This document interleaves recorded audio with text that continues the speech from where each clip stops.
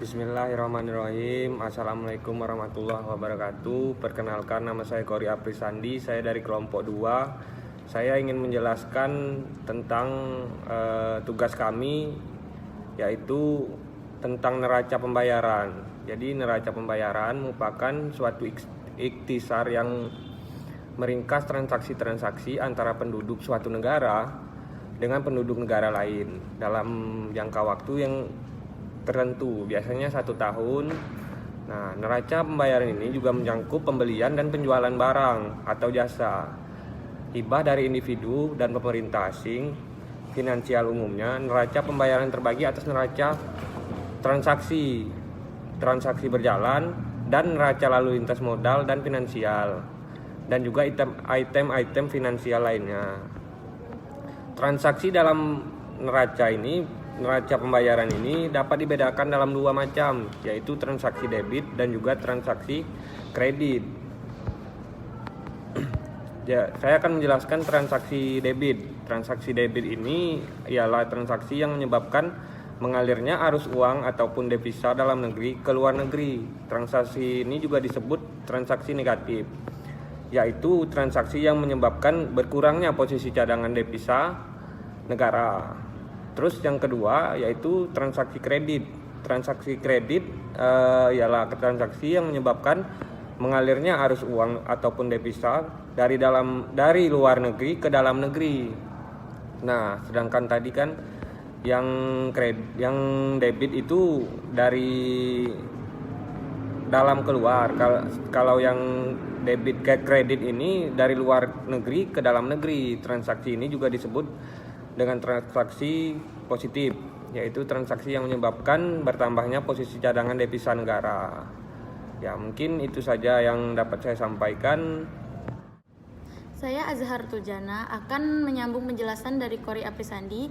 Tujuan penyusunan neraca pembayaran yaitu 1. Mengetahui peranan sektor eksternal dalam perekonomian suatu negara. Peranan sektor eksternal tercermin antara lain dari besarnya jumlah permintaan produk domestik oleh bukan penduduk atau sebaliknya. 2. Mengetahui aliran sumber daya antar negara. Berdasarkan neraca pembayaran dapat diketahui seberapa besar aliran sumber daya antara suatu negara dengan negara-negara lainnya, sehingga terlihat apakah negara tersebut merupakan pengekspor barang dan atau modal, atau sebaliknya sebagai pengimpor barang atau modal. 3. Mengetahui struktur ekonomi dan perdagangan suatu negara. Dengan mengamati perkembangan neraca pembayaran, dapat diketahui pola umum kegiatan perekonomian suatu negara dalam berinteraksi dengan negara lain. 4. Mengetahui permasalahan utang luar negeri suatu negara. Berdasarkan catatannya, transaksi modal dan keuangan di neraca pembayaran dapat diketahui seberapa jauh suatu negara dapat mengetahui kewajiban terhadap negara lain. 5. Mengetahui perubahan posisi cadangan devisa suatu negara. Bertambah atau berkurangnya posisi cadangan devisa terkait dengan surplus atau defisit neraca pembayaran. Penjelasan lainnya akan saya berikan ke teman yang lain. Assalamualaikum warahmatullahi wabarakatuh. Saya Dapat Pratama akan melanjutkan materi dari Azhar Tuljana.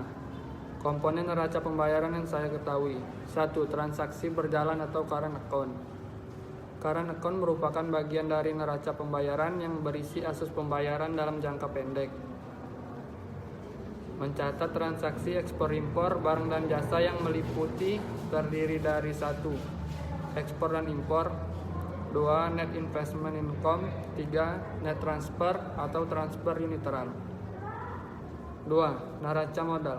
Neraca modal atau capital account merupakan bagian dari neraca pembayaran yang mencerminkan perubahan-perubahan dalam kepemilikan aset jangka pendek dan jangka panjang. Terdiri seperti saham, obligasi, dan real estate. Suatu negara yang meliputi terdiri dari 3 bagian. 1. Arus modal masuk. 2. Arus modal keluar. Dan 3. Transaksi neraca modal. Cadangan devisa negara atau official reserve account merupakan perubahan-perubahan dalam cadangan internasional. yang dimiliki oleh otoritas keuangan suatu negara. Hal ini mencerminkan surplus atau defisit transaksi ekonomi neraca berjalan modal suatu negara. Assalamualaikum warahmatullahi wabarakatuh. Perkenalkan, nama saya Bakri Mifananda. Saya akan melanjutkan materi yang telah disampaikan oleh Mas Dafa. Selanjutnya yaitu manfaat neraca pembayaran. Adapun manfaat dari neraca pembayaran ialah membukukan seluruh transaksi ekonomi internasional. Yang kedua, mengetahui struktur dan komposisi transaksi ekonomi internasional. Yang ketiga, mengetahui mitra usaha suatu negara. 4, mengetahui posisi keuangan internasional suatu negara. Yang kelima, indikator yang akan dipertimbangkan oleh negara donor untuk menaruh uangnya di situ. Terus yang keenam, indikator fundamental ekonomi. Yang ketujuh, sebagai bahan pertimbangan pemerintah dalam mengambil kebijakan finansial. Terus selanjutnya ialah tahapan dalam neraca pembayaran. Tahapannya yaitu negara debitur muda di mana pada tahap ini pengimpor akan meminjamkan uang untuk mengekspor uangnya. Yang kedua, negara debitor akan memperdagangkan suatu surplus sehingga terjadi dividen di situ. Yang ketiga, negara kreditur muda pada tahapan ini mengembangkan ekspornya secara luar biasa. Yang keempat, negara kreditur media yang dimana pendapatan modal dari investasi luar negeri memberikan surplus yang cukup kepada pos yang terdampak yang kemudian diseimbangkan dengan defisit neraca perdagangan. Selanjutnya ialah masalah dalam analisis neraca pembayaran. Dalam masalah di sini yaitu dibagi dua. Yang pertama adalah seringkali mengabaikan antara transaksi internasional yang satu dengan yang lainnya, sehingga dalam buku neraca pembayaran itu tidak terjadi keseimbangan. Yang kedua, surplus dalam transaksi itu tidak dijalankan dengan baik, sehingga antara uang masuk dan uang keluar itu tidak sama. Selanjutnya ialah arus modal masuk. Besarnya arus modal masuk itu diakibatkan akibat pertumbuhan ekonomi yang tetap terjaga dalam beberapa tahun.